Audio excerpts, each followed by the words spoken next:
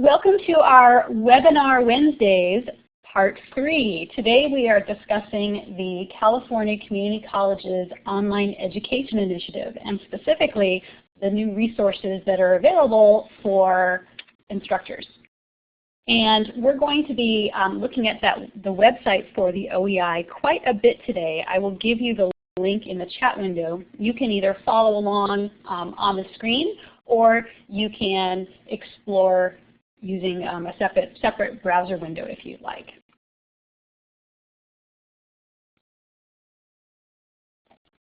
And hold on just a minute, I'm going to find that link and share it with you right now.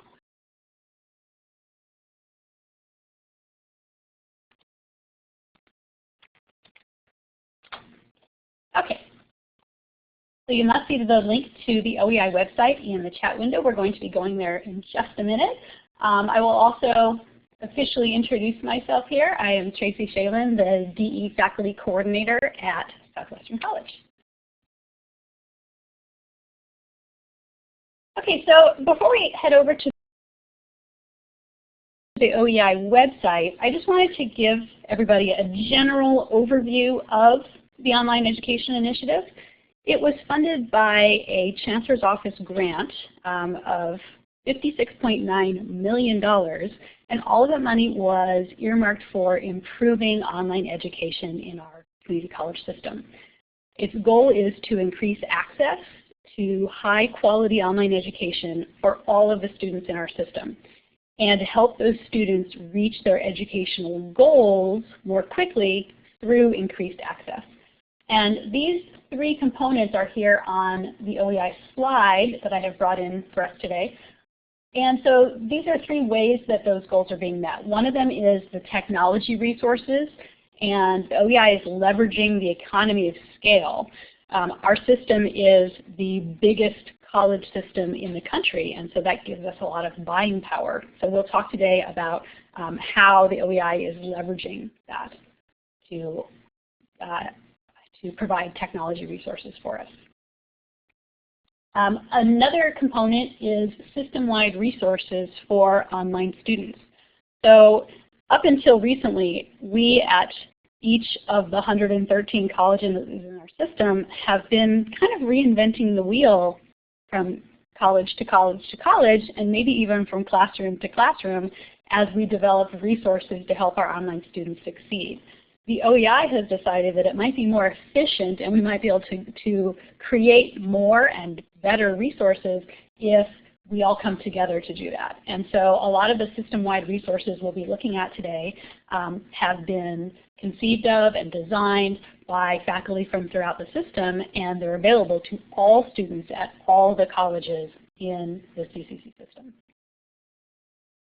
And lastly, the OEI has been focused on developing resources for faculty so that we can create the highest quality courses possible. And so some of the things we'll talk about and look at on the website are the course design rubric, workshops and other training opportunities, and accessibility resources. So these three components here are all part of the OEI's mission, and we'll see that those are each addressed on the OEI's website too. All right, so it's time for our field trip. We're going to hop over to the Online Education Initiative's website, and I will be doing that as well on the whiteboard here. But as you know, Confer sometimes has a lag with things like scrolling, and so if that lag is getting to you, feel free to use the link that I provided in the chat window, and you can go there yourself in a separate browser window.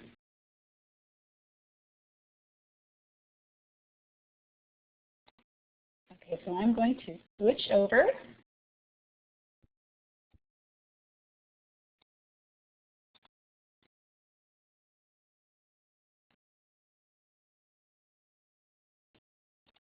Okay, so give me a quick thumbs up in the chat area or using one of the icons underneath that smiley face, and let me know that you can see the Online Education Initiative website. You'll know that you're seeing the correct thing if you see a woman who's typing on her laptop, and in the background it looks like we have her spouse and baby. Right, fabulous. So that's an example of the kind of student who needs online classes to move forward and the kind of student that we want to help through the online education initiative. All right, so looks like we're all here. As you can see, there are several ways in. There's actually a portal here for students, a section for faculty resources, student success resources, and technology resources. So we're going to be going through and looking at a couple of different things here. We're going to start, I think, with the student resources. And I'm actually going to do it from a faculty view, so clicking down here would give us a student view. But if you use the menus up at the top, this is all for the faculty perspective. So if we go to the student success resources, and if you're following along, you can just use that drop-down menu. We're going on the first stop here, the student success resources. So this area of the website has tools that we can use right now to work with our students. And one of my favorite ones is down at the bottom, the readiness modules. And I've shown these a couple of times on campus, and I know that some of you are actually using them in your classes already. They are a great tool to help students hear from other students about what online learning is like, what works, what doesn't. And I'm going to show you a few of these. I'm not going to play them because video doesn't translate well through CCC Confer, but just to give you a sense of what they look like, and then also to tell you how you can get these and use them in your classes. So this is one of the most popular resources that has come out of the OEI. So if you were to click here on the Read More, and then I think there's one more click, you will come to this list of the tutorials. And as you can see, there are 11 of them. So they're all independent multimedia tutorials that are on different topics. The first 6 are really the big ones for online learners. There's one on getting ready for online learning, both as a student and in terms of getting tech ready with a computer. Number 3 is about organizing for online success. And related to that, number 4 is about study skills and time management. There's one on communication skills for online learning, which talks about things like netiquette and the kind of language you should use in communicating in an online environment, not texting. And then there's one on online reading strategies, which has been really popular. So reading for an online class is not necessarily the same as it is for a face-to-face class. I'll show you a screenshot of that one in a minute. And then the other ones are more general success categories, things like career planning, education planning, support, financial planning. And so these are here to use for the instructor as individual components, or you could link to the whole list of them. And there's also a student-friendly view that has a little introduction written to students and contains the complete list. So let me show you what a couple of these look like.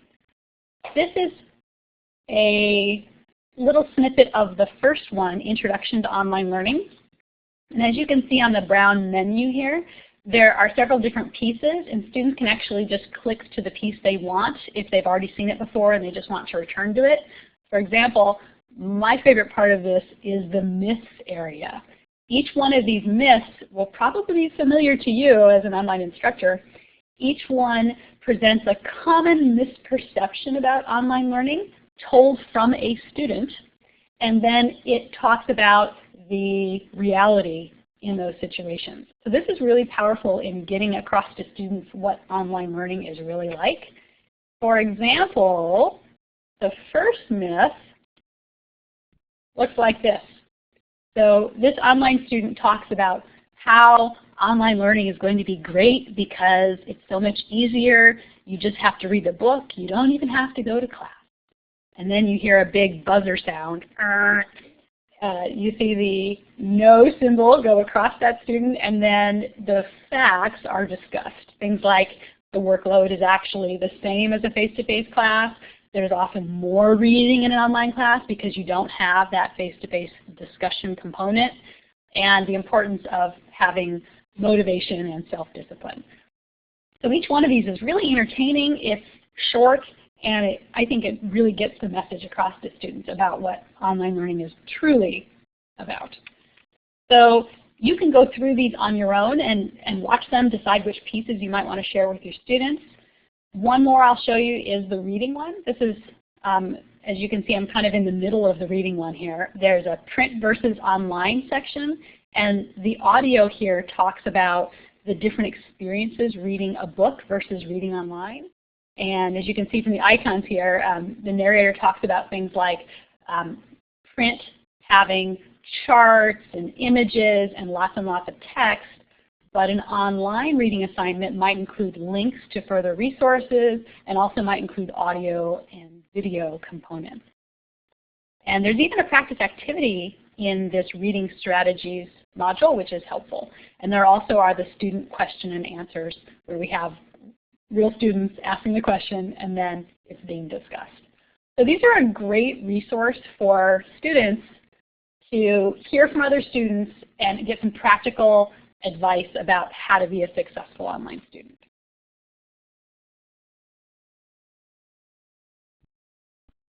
I'm going to go back here for just a minute, and I wanted to show you the interactive tools down here at the bottom. As you can see, there is a cost calculator. There is a readiness test for computers, and it'll actually go through the system and tell students what they don't have and what they might need to upload. There is a schedule calculator and a study schedule. I'm going to show you those two actually. Oops, let me get some of these closed here. Okay, so here is the daily schedule calculator. And this one lets them type in how many hours they spend going to class, how many hours they spend studying. It even covers things like eating, traveling, entertainment. And as they do that, the hours start to fill up. And it's a clock to emphasize to people that there really are only so many hours in a day. And if you do overbook yourself, something is going to suffer, whether that's sleeping, studying, going to class, etc. This is the study schedule. And again, students can fill it out. They can customize this with their courses and with when they would like to study. They can put in a start time and an end time. They can add rows. And when they're done, they can actually print it up. And down here, you will see a blank schedule that can be populated. And they can actually get their study schedule in a form that they can use to help themselves stay on track.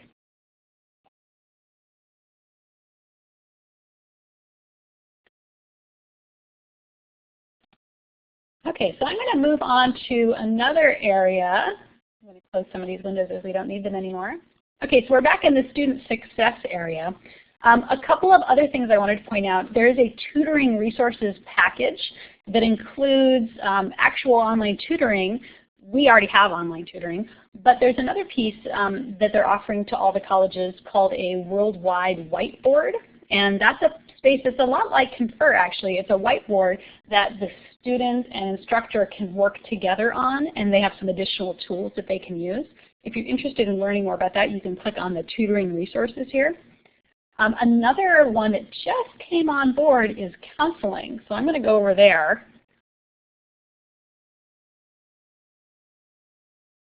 So this is an online counseling platform, and it's called Cranium Cafe.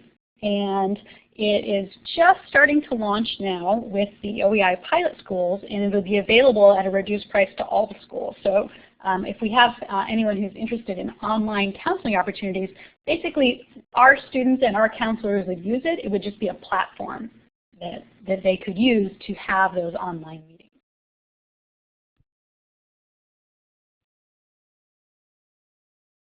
Okay.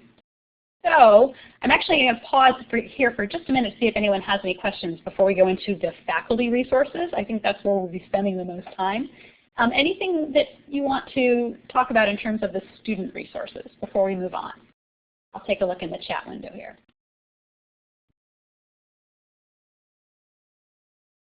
Oops, sorry about that.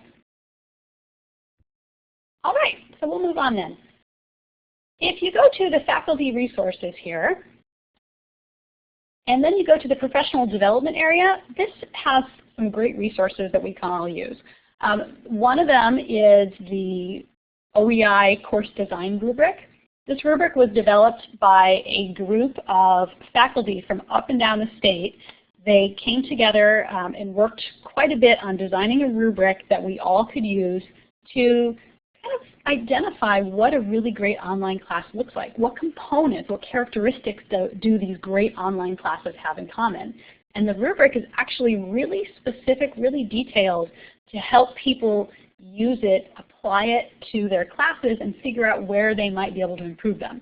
And I can say that I have done this, and I am pretty happy with the improvements I have made after working with the course design standards. I'm going to show it to you right here.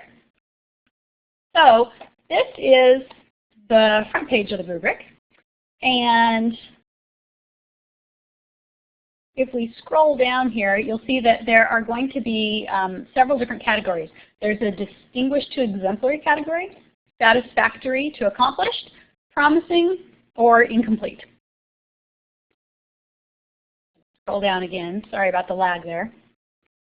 So this gives you a sense of what the overall sections are, and then I'll just show you a couple of them.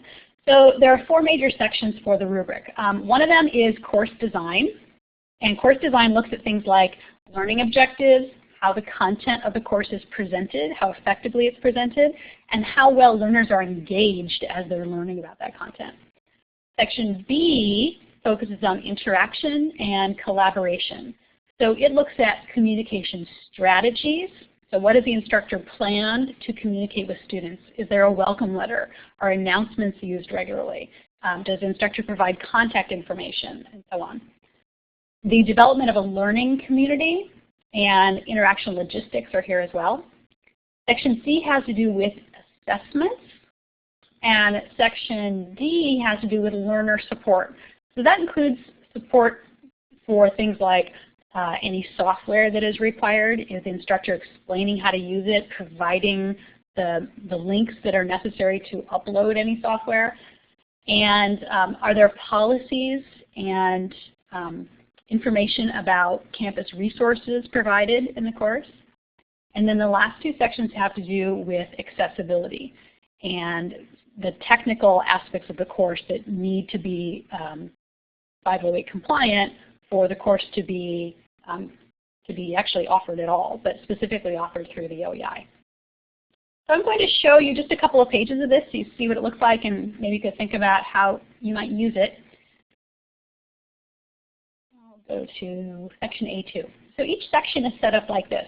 There's a column for the distinguished to exemplary. There's a column for satisfactory to accomplished, one for promising, and one for incomplete. And each one of these has criteria listed.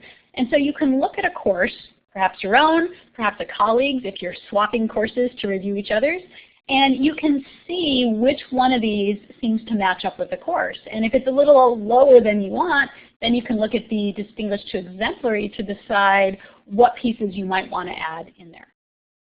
And so this is a really great way to kind of have a benchmark to use to look at your course and see if there's something you overlooked that might be helpful. For example, the last bullet, does the course have clearly labeled tutorial materials that explain how to navigate the CMS, the course management system, and also the specific course? So a lot of people provide links to help for the course management system, but maybe they haven't given their students a tour of their particular course, since each course is different.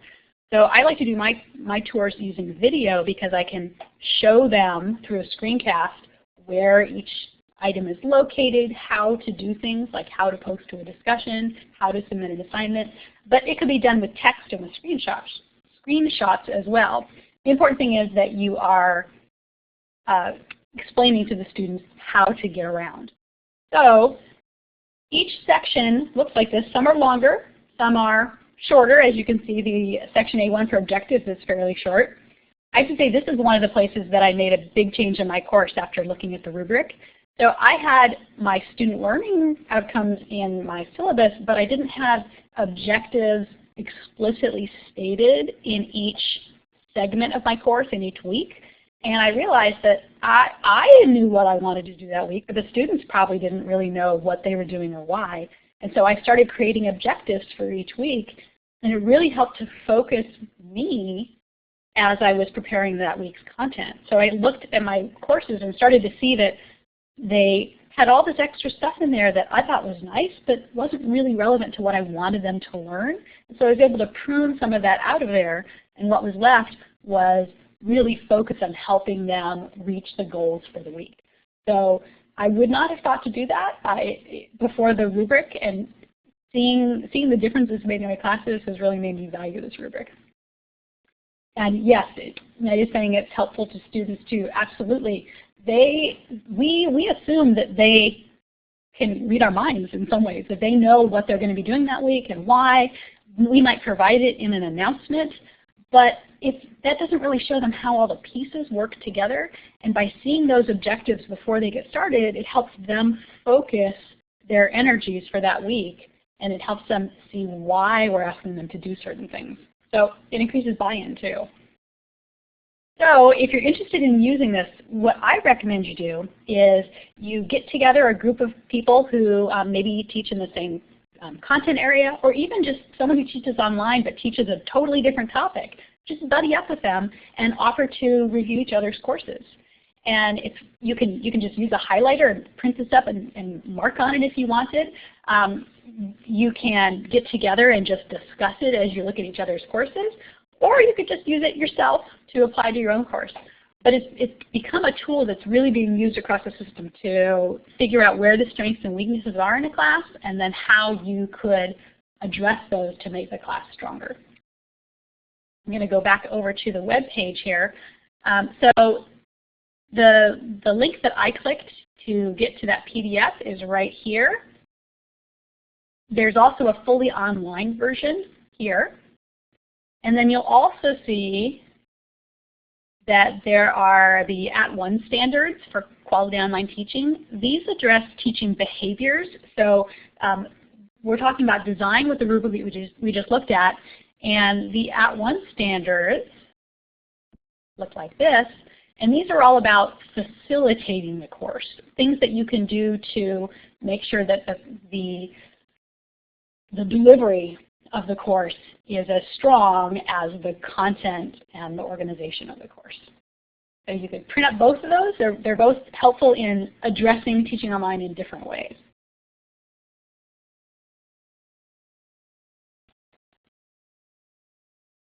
And one other, I'm going to back up just a little bit here to the page we started on. One other aspect of the OEI is using that rubric to conduct peer reviews. And this is a part of the process that I am deeply involved in. I'm a lead course reviewer for the OEI, so I use this rubric all the time.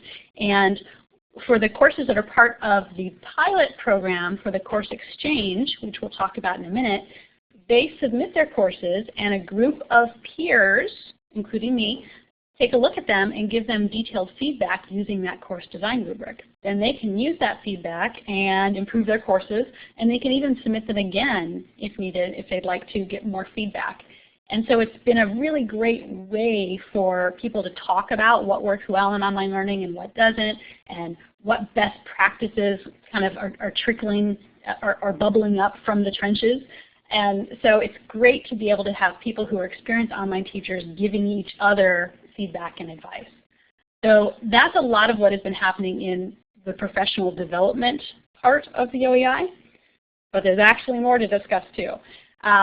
One thing I wanted to point out here on this side menu, we're going to talk about accessibility in a minute. There's also a link to the @1 courses here. @1 has partnered with the OEI to provide a lot of this professional development. And hopping back over here for just a minute, if you were interested in attending a face-to-face one-day workshop, this button will take you to the information about that. So the workshops are free. They're held throughout the state. And the next one, I believe, is in Northern California. We just had one last month in Orange County, and they continue to be put onto the calendar. And so the one-day workshop unpacks that rubric and discusses each one of those 4 sections and provides examples. We look at sample courses, we discuss strategies, and it's actually the first step to becoming a course reviewer. So if you're interested in being part of the course review team, this would be the first step. And then the second part is an online 2-week training course. Okay, so I'm going to pause here for a minute, see if anyone has any questions, because we're going to be moving over to accessibility next.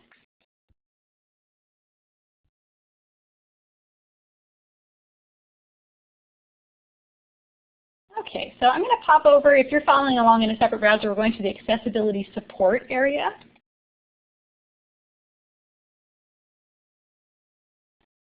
And as this is loading for you, I'll just tell you that accessibility has been a huge piece of what the OEI is doing because there's a huge need for it. So there's a lot that we need to do to make our courses fully accessible and legally compliant. And it's hard for individual faculty to do all of that, and let alone understand all of that. And so the OEI has been working really hard on providing lots of resources to train people in how to make their courses accessible to more of their students. So if you click on this button, you will go to the page that I'm about to go to here.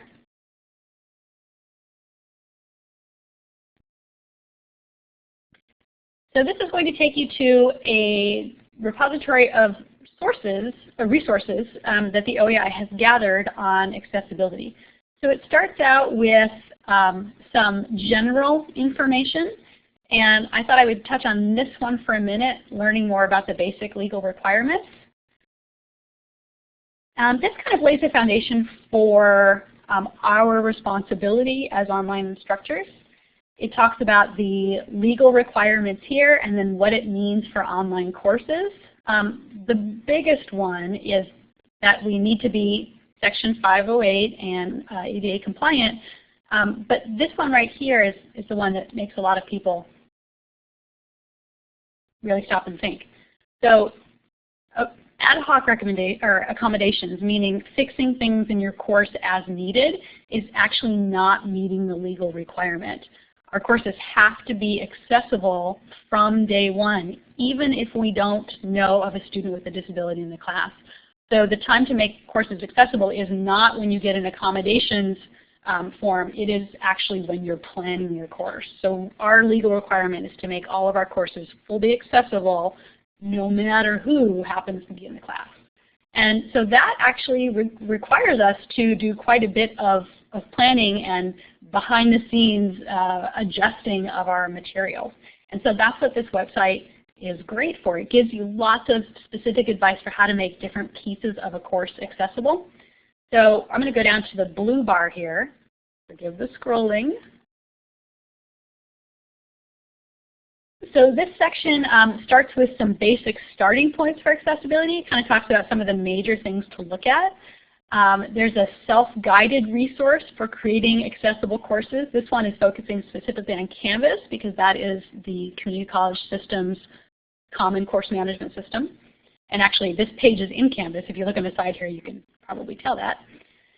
The video tutorials here are great because they will walk you through, for example, a Microsoft Word document, how to make that document accessible. And then after it's accessible, you save it as a PDF, and the PDF is accessible, unless you're using a Mac, and then you have a few extra steps. It also talks about how you can use Adobe Pro, which we have installed on campus computers. And then scrolling down a little bit more, the webinar series, which was offered last spring, is really phenomenal. If you haven't looked at any of these yet, I really recommend that you do. And there's a playlist of these on YouTube. You could actually just go through them one by one. Each one is an hour-long webinar, and they're on really common issues in online courses. I'm actually going to click on this and take us out there so that you can see the playlist. So there's one on creating accessible PDF documents. There's one on 10 ways to make your course more accessible. Web content, online presentations. For example, just putting a PowerPoint up in your class is likely to not be accessible, even though a lot of people think that that'll be a workable way to present content. It usually has many accessibility issues, so this will walk you through how to address that. And then one on captioning. Video is a really popular way to deliver lectures, especially because PowerPoint is meant for face-to-face, not really online. And so a lot of people are taking those slides and turning them into a video, so that video also needs to be captioned to be accessible. So if you watch these, even in this order, it's a really great way to get that overview, and then as you are working in your class, you can come back to these and maybe rewind and look at a little bit that walks you through the step-by-step, and then do it yourself. Once you've done this a couple of times for documents, for example, it just becomes second nature. It's just the first couple of times that it's really nice to have these here. And then down at the bottom of the page is advanced topics. So if you actually wanted to see what educators who are very informed about accessibility are talking about in terms of online teaching, there's an accessibility community that you can join down here. So lots of resources to keep you busy on this page, and it is continuously being updated as well. Okay, so any accessibility issues, questions, you can go ahead and put those in the chat window. We're going to be moving on to talk about the technology resources next.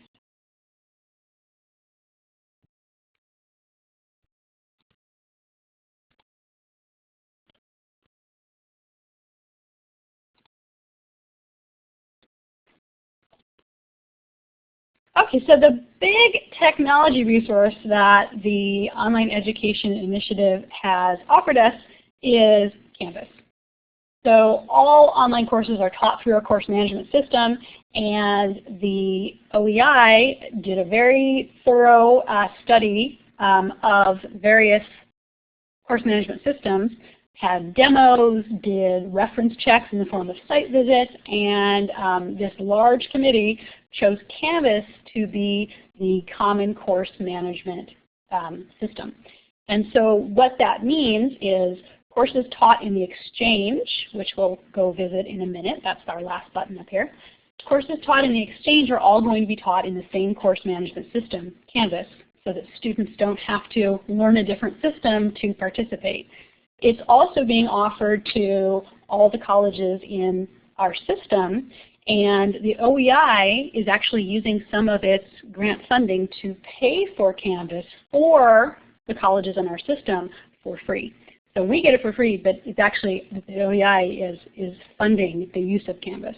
And so our campus is currently looking at our course management system options, as are many campuses in our system. We are currently at 65, I believe, that have gone with Canvas out of our 113. Many of us are still in our review process, as we are right now. So if you'd like to start exploring some of these resources, feel free to. A lot of the resources here are targeted specifically to Canvas. And so some of them might not be immediately useful to us right now, but also since we are reviewing Canvas, you might find them helpful as a way to get to know the system so that you can decide if you think that would be a good option for us. Remember that in the sandbox area for our college, we have the Introduction to Canvas self-paced course, so you could go through that as well. Some of the things that are in here, I'll just click through here quickly. There's some links, so if you're interested in learning more about it, you can. There's a migration support section here that has some interesting documents, things like if you're moving from one of these platforms over to Canvas, how the two compare and how you would do something differently in Canvas. And then it has all sorts of resources here on how to do things in that environment. For example, what grading looks like. And it has lots of screenshots. @ONE has also created a video series with quick little how-to videos for how to do different things in Canvas. So you find lots of the resources for Canvas are housed here, and you can explore these on your own if you like. Okay, so I want to move over to the Course Exchange and talk a little bit about that. So the OEI Course Exchange is one piece of what the OEI is doing for our whole system. And it was envisioned as a place where students could more easily get the classes they need to graduate or transfer in a more timely manner. So as you know, we're a two-year college, but our students spend 4, 5, 6 years here.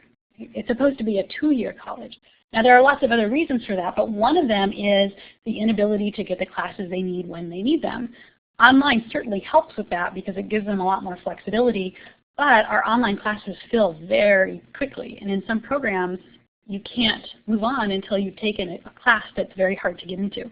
And so the course exchange is a system where colleges who choose to join it set up agreements so that their students can more easily take that class that they need from a sister college. They don't have to separately enroll there. They don't have to separately go through the whole process of becoming a student for that other college. It's all seamless for the students. So it lets them take the classes they need, and it also lets colleges who have classes that might not always fill get the students they need so that those classes make and are taught. So it really kind of helps in several different ways. All of those courses are taught in Canvas, so the students have a similar experience and they can easily go from one course to another, even if technically that other course is taught on another campus. So you can read all about that here if you want to. We currently are not part of the course exchange. It is in a trial period right now. So the initial exchange courses are all ADTs. They're all these high demand associate degree for transfer courses.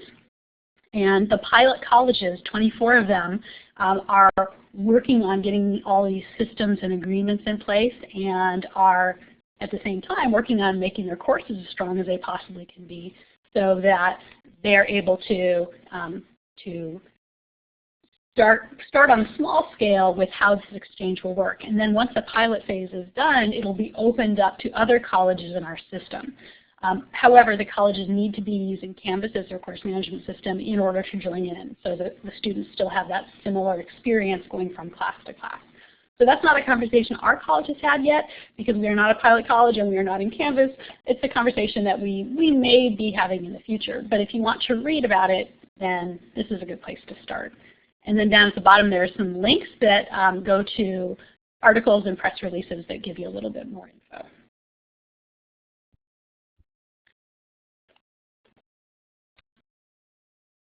And one other thing that I wanted to show you, this is actually not on the OEI website, but it's a place where we have 3 things all put together. This is on the College Buys website, which is run by the Foundation for the California Community College System. So this is where some of us have gone to get very good discounts on software, but there's also a page that collects together the system-wide arrangements that the OEI has been able to negotiate. And so if you wanted to learn more about any of them, this is a good place to go. So we have the Cranium Cafe, which is the counseling platform. Underneath that is the Links Systems, which has the tutoring platform, including that worldwide whiteboard that I was telling you about. And then another one that is pretty new here is Proctorio, and that is a remote proctoring system. And it's kind of interesting the way it works. So courses or programs that require exams, online exams as part of their program and need to have those exams proctored can use this online proctoring system. So a student doesn't have to come to campus to take it, they can take it through Proctorium. So a few features of it. It has a lockdown browser so that students cannot leave and go somewhere else and look up an answer and come back. It also uses a webcam to monitor and also to verify identity. And so it has different features that students can, or that I guess instructors or colleges can choose, and then students would provide through ID, through using a webcam to be proctored. And so it's another service that we will have an opportunity to buy into at the reduced rates that the OEI has negotiated. They're also working on a plagiarism detection software agreement. There have been talks with Turnitin, which is one of the more popular vendors for that, although it's something that the OEI is still working on.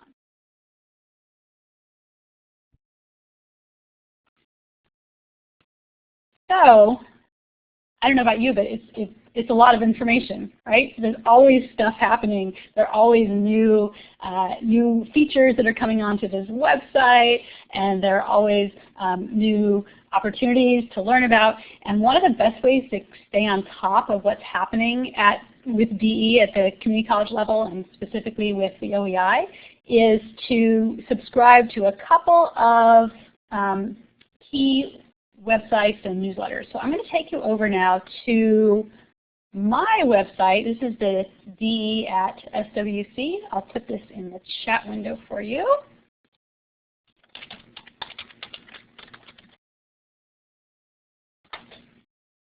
And of course, you can get to this by going through the Blackboard faculty support section, or going to our college website and going into the online learning area.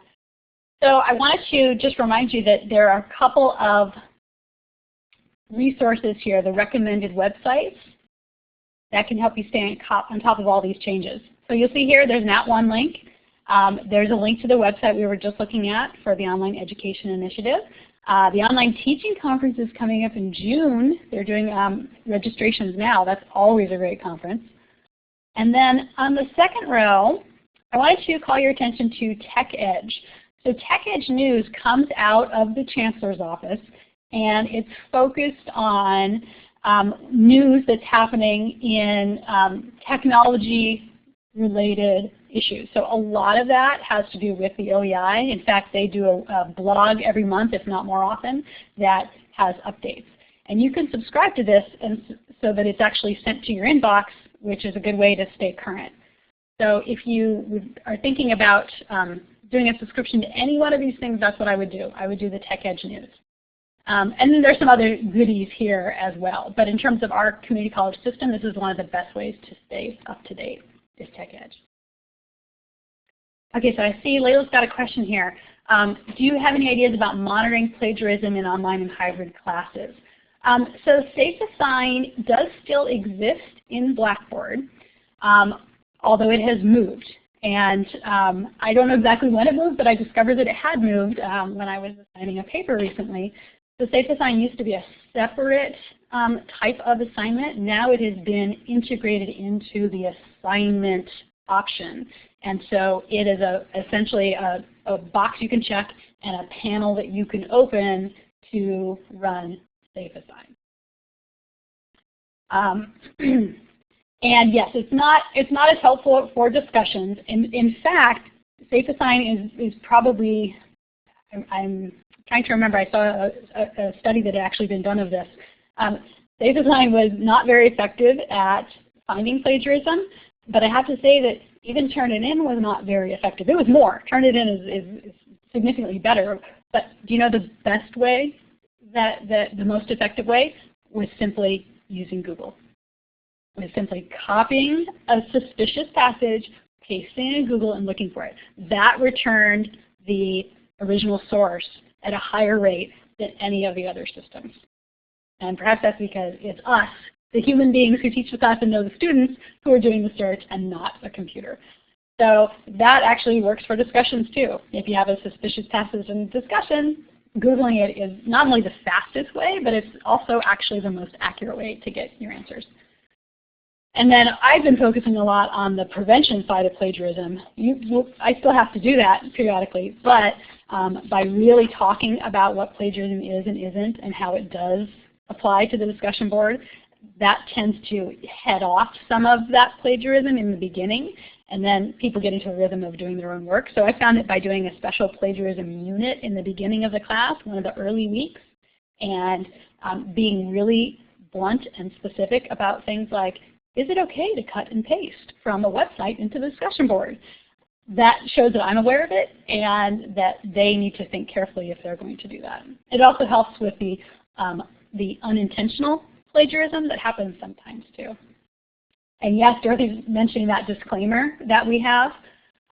We have one, a plagiarism disclaimer that's built into the system when they log in, but it's really nice to have policies in your syllabus as well.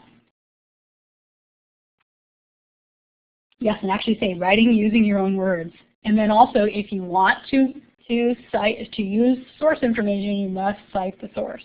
So being really explicit about that in the beginning does help quite a bit. Another thing that I have found is really powerful is I share stories with my students. There was a student in a previous semester who did this, and here's what happened, and here was the fallout. And by telling them about what can happen if you don't think carefully about what you're doing, can help them find that to be less appealing. Yes, and actually what Dorothy's saying now in the chat about telling students that even paraphrasing must be cited, that's really important because I think that's where a lot of the unintentional plagiarism comes from. Sometimes students just don't realize that putting in their own words is not enough. And if you think about it, the online world that they are living in has rampant plagiarism. And not even just paraphrasing, actual articles by different people with the exact same content. And so if they're looking around doing their research and they're seeing 3 or 4 different versions of the same article by different people on different websites, that's communicating to them that it's okay. And so we have to really be clear even about something we think might be obvious, just to counteract the examples that they are seeing all around them. Although I have to say, this proctorium having a webcam looking at me, I think that would scare me straight, no matter what my attitude was about cheating. So we'll have to stay tuned on that one. Okay, so I'm going to stop my screen share here unless we have any other stops in our tour that we would like to make.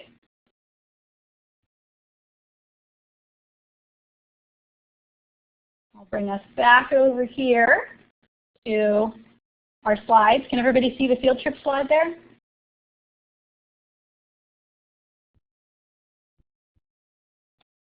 Okay, since we have a couple minutes left, I wanted to tell you, whoops, that's not where we're supposed to be.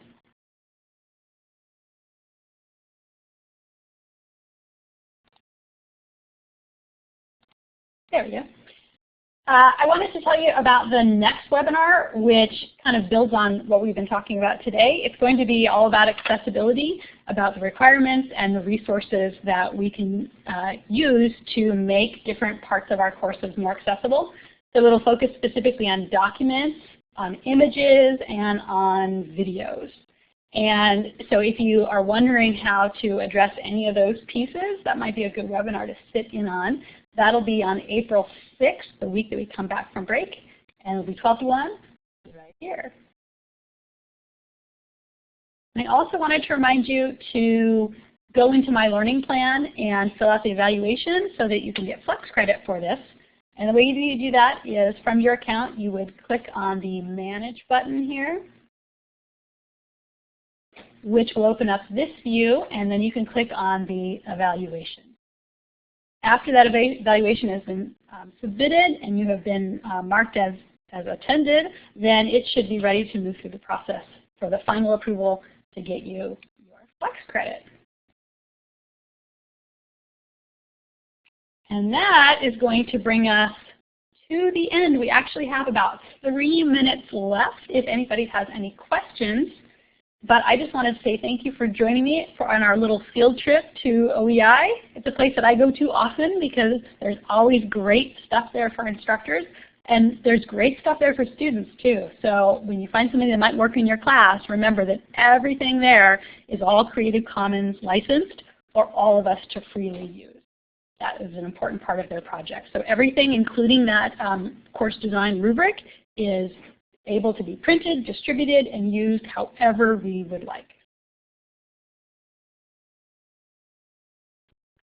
Okay, I'm going to stop the recording here. I'm going to say goodbye to those of you who are watching the recording later, and then we'll have a couple of minutes for any last follow-up questions. Thanks for joining us.